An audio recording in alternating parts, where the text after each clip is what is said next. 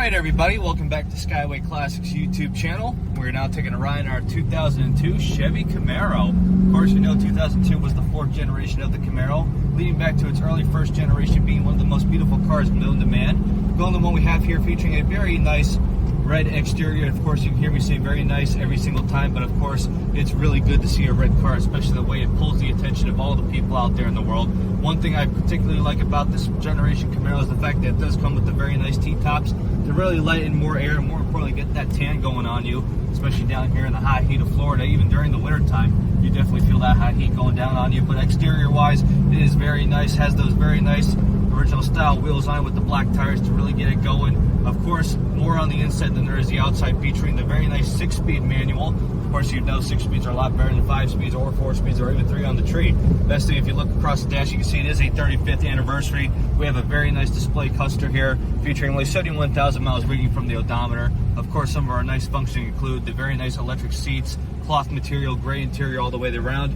Of course, the dash is in very good condition as well. A lot of times they like to crack in the hot heat, especially under pressure for people not caring about them. But of course, this one was really well taken care of.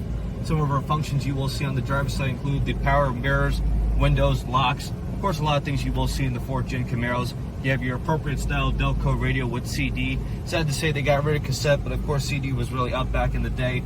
Even now to this day, we have our back seat function here. I do believe that black cover does go down to provide you a little bit more trunk space. But of course, the best part about this was its story. Going back to a guy who purchased it while he was serving in the Army. He purchased it, which in the photos you will see the buyer's guide, you will see a few documents as well as 2 keys, all that fun stuff, which also will be included in the write-up. Very good story of how well it was taken care of. In fact, even the clutch while driving this vehicle feels amazing. In fact, we can open it up for you right now to show you how well it does shift in the gears. Of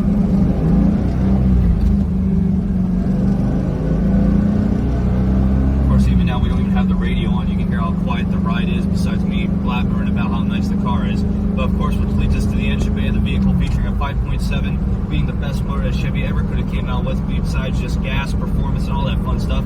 I do not know what that Beamer was doing. Maybe he was jealous because I was driving something better than him and I don't have as much problems with him. But of course, this is a very nice little car for anybody to own, which in turn now leads us to getting up on the left. So if you have a moment, folks, please stay tuned with us to see the underneath.